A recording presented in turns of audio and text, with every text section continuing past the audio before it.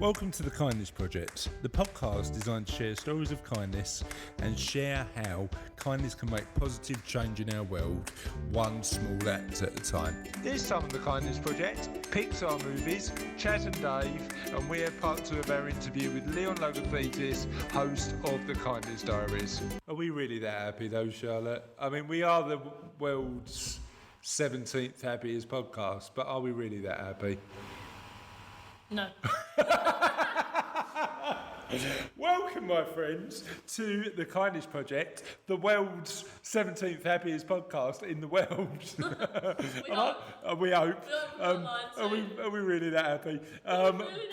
But apparently we are.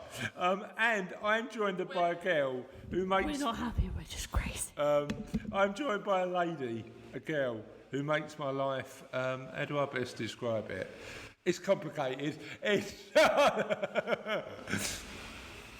I'm joined by a man who's... Oh no, go on, you missed it. No, I was going to say something about the branding all over this place, and then I realised I made a joke about it last episode and you were in trouble with your laptop, and I was going to make a joke about the mugs. And the Right, take a deep breath and try again. Okay. It's not just the laptop that's branded. Everything is too. It's Chris Dex. Right, should we scrap that this week? But let's move on to a particular... I want to dive straight in today because I think it might spark a conversation about us. Question of the podcast this week: what is your favourite Disney / Pixar movie and why? Mulan. Mulan, why Mulan? I just like it. Not the second one, the second one's trash. Trash. Yeah. Any sequel Disney movie that's not... that goes straight to DVD is trash. Yeah, but then the production values on a Disney. The only sequels that have done really well is Toy Story. I mean, Toy Story 3 is an amazing film. And no, not Inside Out. Inside Out's another sequel. I was going to say Monsters. Inside Out isn't a sequel. No, I was going to... Monsters University is a sequel. It's a prequel. But So, what is your favourite? Mulan, why? because I don't know, I always liked it, and I liked at the beginning she only cared about like bringing on to her family, and then she did everything to protect her father, and then she ended up enjoying what she had found, and she carved her own path and she made her own way, and I like her cricket. You like her what? Cricket. What do you mean her cricket? She has a lucky cricket. Oh, right, okay. Yeah, but what do you think? And this is the other challenge. What do you think about live action remakes? Because I've heard they're remaking Mulan. They are. That was announced like 2 days ago. I haven't seen any of the live action. Neither I haven't either. Because they've done Aladdin, they've done The Lion King, they've done Beauty. No, they haven't done The Lion King yet, is it? They're doing The Lion King. They are doing The Lion King. They are doing. They've done Beauty and the Beast. They've done Beauty and the Beast, which was amazing, which was really good. Okay. I think the only live action remakes I have issues with is the anime ones. Like the Attack on Titan one was trash. Ghost in the Shell, I thought Ghost was in the good. Shell was decent, but it's 1 in a million. Okay. Because Attack on Titan was trash. Death Note was completely wrong because it wasn't just made into live action; it was also Americanized. Okay. And the characters don't fit in with that culture. So the characters just Didn't work. took a 180. So, here's my challenge, right? I definitely prefer Pixar films over Disney films, okay? Definitely. Pixar are a million times better than traditional Disney films. Just better storytellers. Disney are superb storytellers. See, I'm a bit biased because Disney always do musicals. True. Yeah. But here's where I am with it. There's elements of each Pixar film that I like, right? So Toy Story, when it came out, was, if you look back at it, it hasn't aged massively well, but it's still a good movie. But it's still a good movie. Still a good movie. The one that gets me, and I know I've spoke about this on the podcast before, you know what I'm going to say, don't you? Not quite. The first 3 minutes of Up So that is good storytelling encapsulated in a 3-minute. And then it just takes them back off the shelf. I know, and it made me cry. And Toy Story 3 made me cry at the end. Gave away the toys. And I haven't seen Toy Story 4 yet. I'm waiting to see that. But this is quite depressing for the 17th happiest podcast in the world, isn't it? I told you we're not happy. We're just sad. Yeah, but so we're in a position where I think bits of every Pixar film, but not Disney. But Toy Story 3 is probably my favourite, and Charlotte is going for A Mouse's Tale Part 12, aren't you, or something like that? Because you love straight to DVD remakes so much. I hate straight to DVD remakes. Have you seen The Little Mermaid 2? Why did you go like that? Little Mermaid 2 is awful. The only thing. What's the plot of The Little Mermaid 2? It's about her daughter. It's about her daughter. Right. Who's a mermaid or a human? I didn't watch it all the way through. I got really bored after like the first 20 minutes. So you didn't watch it all the way through? No. Why did I watch that Nick Cage film all the way through then? What one? That one about the plane where everybody disappeared. That was really bad. That made me hate Nick Cage.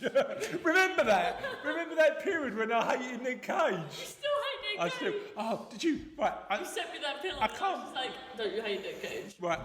So I saw on the internet the other day, I can't really believe we've remembered this. I saw on the internet the other day a pillow with Nicolas Cage's face on, right? I saw it well before you sent this in. I'm so tempted to buy you one. You were going to buy me a pillow. And it's got this weird thing where you can turn off Nick Cage's face and then turn it on again. I would love to just or turn on half of Nick Cage's face and turn it on again. His face, just a tiny bit of his nose. Yeah. So I looked at it and thought, I can't believe somebody's made a pillow with Nick Cage's face on. Can somebody make a dartboard with Nick Cage's face on? That'd be more appropriate. That might have to be your next birthday present. What, a dartboard with Nick Cage?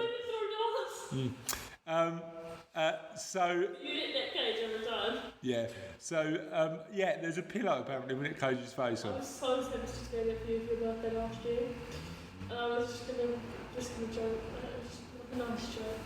How much was it? 15 quid or something. 15 quid for a pillow with Nick Cage.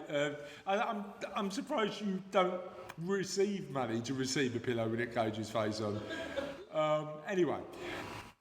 Going back to the original question, not the Nick Cage pillow fiasco. Why Disney stretch DVD remakes? Yeah. Have any of them got Nick Cage in? Because literally he'll be in anything at the minute.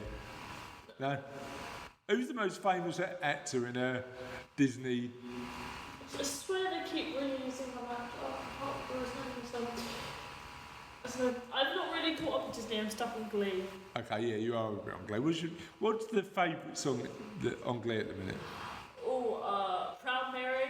Oh, great tune. Gold Digger. Great tune. The entire time when they did the Grease or all the Dreamgirls songs that they used to tell Mercedes' story, which I think is really great because the actor who played Mercedes, Amber Riley, she went on to play Effie White in Dreamgirls. Did she? And in Broadway? Yeah, Broadway. And then they which I thought was great because in Glee, in Glee, the show, they used Dreamgirls to tell the story of Mercedes. Can I ask a question? Because they have quite a diverse selection of music on Glee, don't they? How many songs have they used from the musical songbook of Chaz and Dave? I don't know. Well, they've not done Gertrude yet. No. Right to Glee. They can't. They're finished like years ago. They need to bring back Glee. They need to bring back Glee. I want them to bring back Glee. Only for one special episode where every song is a Chaz and Dave classic. Should have requested it on live tour. Glee does Gertrude. Glee does. Glee's done. Has it ever done a Mandy's song? I don't know. They did a lot of American songs mostly though. Oh, rubbish. Yeah. There needs to be a British Glee. Cockney Glee. Glee is they did a lot of songs from disco time. I remember that. Disco time. Disco time. You talking about the 70s? Yeah. Disco There was time. a whole 45-minute episode dedicated to Saturday Night Fever. You've just encapsulated a generation by calling it disco time. The decade I was born is now not called the 70s anymore. It's called disco time. There was a lot more going on than just discos. Oh, I know, but that was the most fun bit. Disco time. When was you born, Chris? 1977. Disco time. Anyway. If you just refer to people by the kind of music that they were born in, the generation they were born in. So what would you describe your era? Bieber time. No, Bieber was before. Bieber time. Bieber was after I was born, so it wouldn't really count. Bieber was like when I was like 5, 6. Yeah. So what? Anything from when I was 0 and 1. Listen, I'm relaxed about born in disco time, but next time I'm asked Soph was born in Bieber time. When next time I'm asked for my date of birth, I'm not going to give them my date of birth. On the form, I've got to renew my driving licence soon. Excuse me, sir, what's your date of birth? Disco time. Anyway, let's go back to the question of the podcast, just to confirm it. What's your favourite Disney Pixar movie and why? I'm waiting for the next Pixar movie, Disco Time.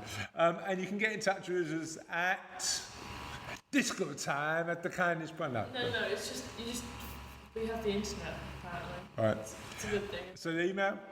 Oh, we have one of those, don't we? Sorry, how are you starting your emails with an at, are you?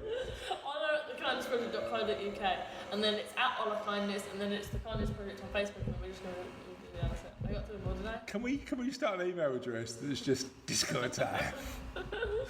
And then Email us disco time at the Kindness Project. it won't get through.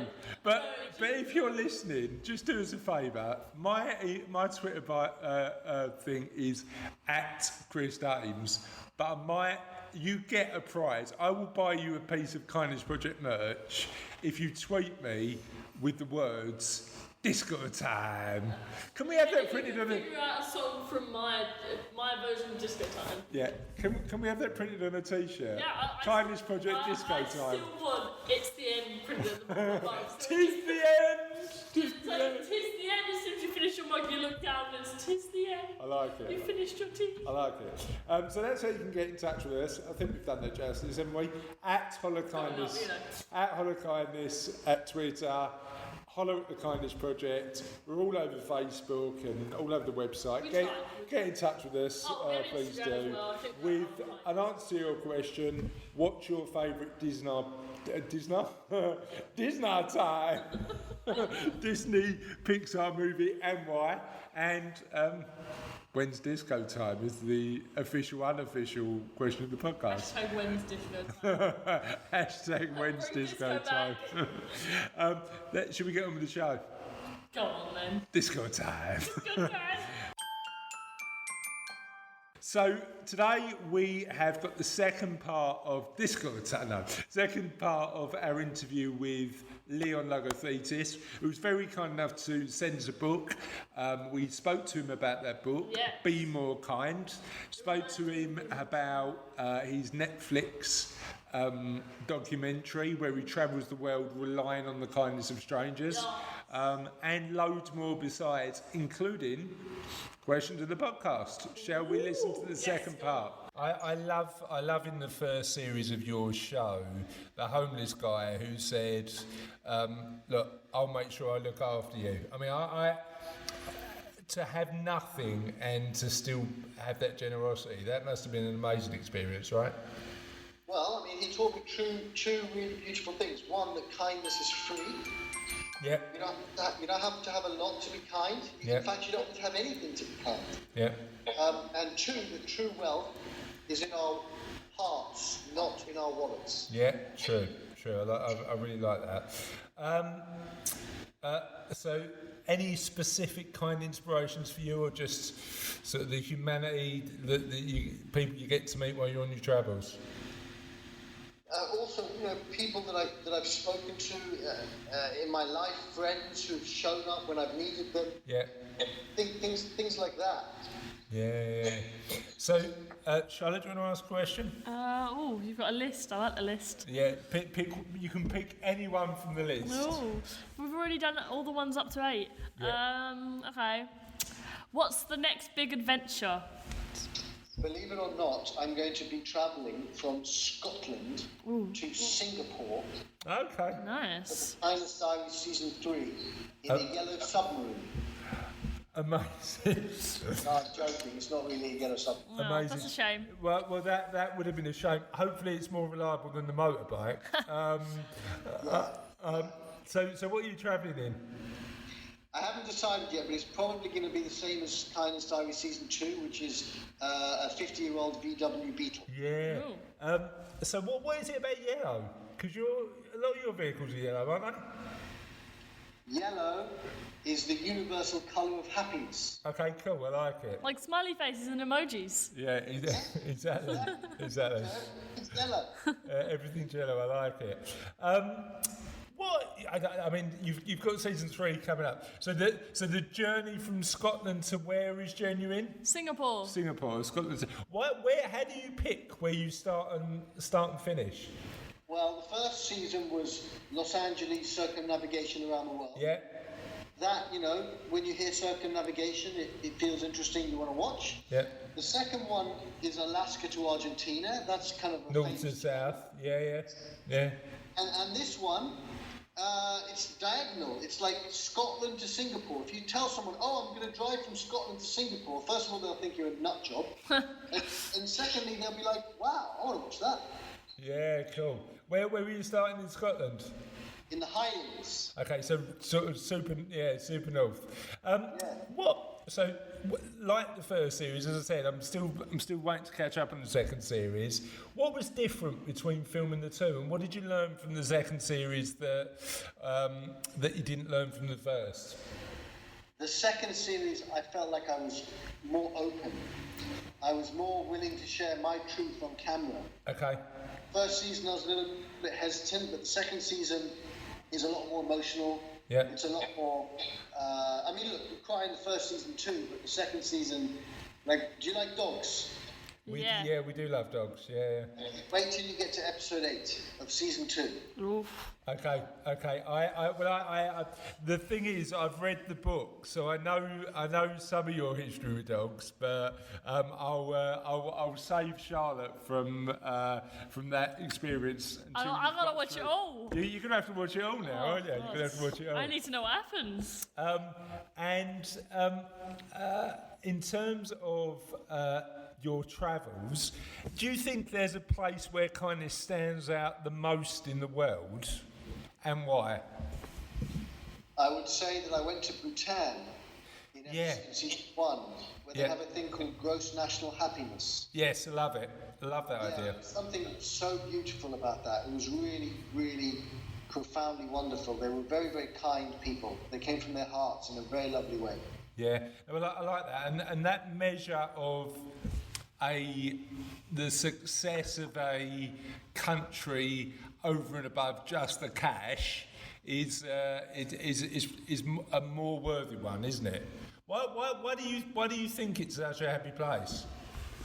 Well, because they determine the success of the country by the happiness of the people. Yeah. They put a lot of effort into cultivating their humanity, as opposed to cultivating just the money. Yeah, gotcha. And is that a thing from government, or is that a cultural thing, or what do you think drives it? I think it's both. I think it's both cultural and governmental. Why don't you think it happens so much in Western society? Because we are too connected to our minds. Okay. On one level, that's good because we do things like going to the moon. Yeah. On another level, it's not so good because we've lost our connection with each other. Yeah. And if you could, if you had the power to be president or prime minister for the day, what one law would you change to make people kinder? That's a good question, but in which country? right. So let's start where you are and then move over to where we are. And I think the challenges might be quite similar at the minute. I would say you're probably right. I would say, look, first of all, I would put in place a law where you had to connect with another human being with your heart at least once a day. Okay. Somebody you don't know, or somebody you know. Could be someone you know, could be someone you don't know, but you've got to make them feel less alone. Okay. But be kind. And if we did that, the whole Western culture would change. Yeah, I like that a lot. Okay, great stuff. So thank you for all that. And as I said at the start of the podcast, we have a thing on the Kindness Project where we ask our listeners every single week. We ask our listeners a completely random question, and every time we have a podcast guest come on, we share some of our questions in the podcast and ask you some of the questions we ask our listeners. So let's start with an easy one. Actually, this might not be that easy, but let's give it a go anyway. Oh, you picked the worst one. Are most people generally good? Yes. Okay, that's a short answer. Shorter? But we like that. Okay. Yeah. Okay. Go on. What's your favourite piece of trivia ever? Oh, wow. My favourite piece of trivia ever. What was the name of the boat, of the ship that took Napoleon to St. Helena? Don't know. We don't know. We don't know. What's the answer? The Bellerophon. That's a great piece of trivia. I really like that. And Something like that. I could be wrong, though. yeah. So we're Googling that after, Leon, to make sure that's right. Okay. What's talking about, clearly? Yeah. Who's your favourite Muppet? The only two Muppets I know are Kermit and Miss Piggy. Oh, and Animal's got to be the best one. Oh, I know we always disagree with this. Kermit. Okay, that's fair enough. So if you could go back in time and change one thing about the past, what would it be? Wow. That Sergio Ramos wouldn't have manhandled most stuff. And he would have won the Champions League. It's a shallow thing to say, but that's what came to my mind. That's completely fair enough. Let me ask you another one. Oh, go on. If you had a gang, what would you name it? If I had a gang, yeah. You're asking the kindness guy if he had a gang. I'd call it the Kindness Rebels. The Kindness Rebels. I like Funky. that. Do you think kindness is a rebellious thing to do? Look, in some ways it is. Okay. But it's rebellious not in a bad way. It's rebellious in a good way. Yeah, no, I love it. So one of our questions of the podcast, and one that's really pertinent to you that we've just found, is what's your funniest travel story? Funniest travel story. Okay, I'll tell you my funniest travel story. So I was driving the bike. Yeah. Around the world, and I arrived in Vietnam, and they wouldn't give me the bike. Okay. So we spent 8-9 days trying to get it out. Ultimately, we went to the American embassy, and we told them what we were doing. And they said, "Look, we'll try and help you." Yeah. And we're like the operative word being "try." Okay. So they take all our documents, all my documents, the documents to get the bike out of Vietnam, the documents to get the bike into Canada, the documents to get the bike out of Canada, into America, blah, blah, blah, blah. Yeah. And the guy says, photocopy these to his assistant. Half an hour goes by, nothing happens. And he calls him up and he says, come down. And he comes down, he says, where are the documents? And he goes, I shredded them. Oh! Yeah. And I was like, we were sitting in the room and we were like, I mean, at the moment it wasn't funny, let's be honest. No. But some of the funniest stories are only funny in hindsight, right? You know, it's only funny after. Exactly. And at the end of the day, the fact that the guy shredded them saved us. Because now the Americans had to help us because they were responsible for causing us to be unable to leave the country. Gotcha. So actually, done you a bit of a loving favour. the irony in that. Yeah, that is amazing. That's an amazing story. Do you think you ever would have got out if you wouldn't have shredded those documents? You know, it would have been a bit of a longer process. Honestly, maybe not. Honestly, maybe not. I mean, I would have got out, but the bike wouldn't have. Yeah, gotcha. Right, so let's pick a couple more. If somebody gave you £1 million, but you could only spend it on helping people, how would you spend it? I would give $1 to 1 million people. Okay. Go out and help people feel less alone. Just once. So they would take the dollar and they would go and help people feel less alone. Okay. That would be 1 million acts of helping people feel less alone. Yeah. So just a scalable way of doing it. Exactly. Okay. And one more. Let's pick a real good one. One of our more recent ones. I haven't seen these ones yet. Oh no, they're new ones. What's the most unusual way? This is quite a good one for Leon, isn't it? What's the most unusual way you've ever been greeted? I was in Mongolia, and I went into a yurt, and I met this family, and they gave me camel's milk. What does it taste like? I didn't drink it. Oh, right, okay. I was with a guide, and because I was like, I knew that if I drank camel's milk, I'd probably get ill. Yeah, gotcha. Stomach. So when the lady was turned, we swapped glasses. What was in the other glass? No, there was nothing because she drank her camel. She'd done it already. Oh, amazing stuff. That's really good. Okay, cool.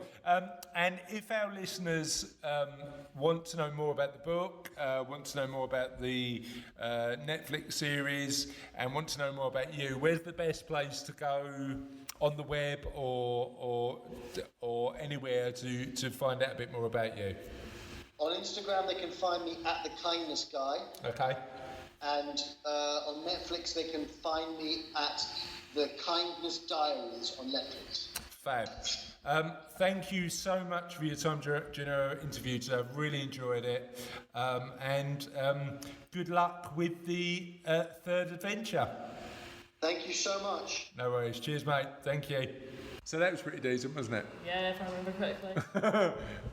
Do you reckon you remember correctly or not? I think I remember correctly. I Good. think it was a lot. He was alright. He was a good guy. Yeah. Should we get on with the show? Yeah, go on then. Tis the end! I've just seen somebody walk past the door, and our door have got glass panels, and you've just gone into the podcast mic. Tis the end, and they've looked. What? Tis the end of all time, my friend. We must find shelter. Don't tell me tis the end of disco time. I'm going to be really disappointed. Disco time ended centuries ago. Oh no, with disco time. But before this particular disco time ends, I'd like to do question of the podcast, which last week was about something really good, sandwiches, and that we had loads of answers on that. What is your? So the question was, what is the world's best sandwich filling? Let's start with a fine gentleman, not a friend of the show yet, but a decent guy, Mr. Keith Boyes, who's commented a couple of times, and he said exactly who commented. He said melted cheese is the best sandwich. I stick my sandwiches in the microwave. And on the toaster and in the oven. I don't know how many, you cook it about 12 different times. Twice. Charlie Goodman, friend of the show, said salt beef. Now there's only one bread receptacle for salt beef, bagel. Salt beef bagel with mustard, amazing. Yeah. Have you had that? Yeah. Have you had I that? just like bagels in general. You know what I used to love a salt beef bagel. There used to be a place in Streatham, right? That which is in south of the river where the people ship with the milk and postman don't deliver. But yeah, it was in Streatham, and I used to come out after being in this nightclub and have a really tasty salt beef bagel. So, like, really, I had a salt beef bagel after I had a bit of Discord time. Lucy Patrick, moving on. Lucy Patrick said cheese and red onion. Very versatile as it can be made into a tasty toasty. Must have brown sauce on the side if toasted. Also, nobody wants to kiss you after. Roberta White said prawn, egg and salad, simply the best. Simply the best. Yeah, bit of Tina Turner. It's Is turned. Whitney Houston dead? Yeah, she is. I saw that happened in like 2012 or something. A long time ago. It was 2012. They did the Glee episode. I wasn't sure if it was true though. So Brian Hill said, "Oh, see, I like the idea of this. A sweet sandwich, peanut butter and raspberry jam." See, I'm partial to a good lemon curd. Lemon curd sandwich. Not lemon curd. Lemon jam. It's not something. Lemon something sandwich. Lemon and peanut butter. Mum used to make them for me, and they're very nice. Really? See, I'm not a big lemon fan, so I might not like it. It's like lemon jam. Mark O'Halloran had a couple of ideas. He had 3 specific fillings he wanted to put in. He said bacon. Just a lot more bacon. Do you want some tomato ketchup with that? Mayonnaise. Steve Dan, this is actual Steve from the gym. Steve from the gym. We have a joke about you. Don't tell him that. Steve Dan said chicken. It's not a bad joke, Steve from the gym. Steve Dan said We chicken. just wanted to be Steve from the friend group. Steve Dan said chicken, bacon, mayo, and black pepper. I think black I pepper. want to be friends with Steve from the gym now. Steve Gin, Steve who drinks gin has turned into Steve from the gym.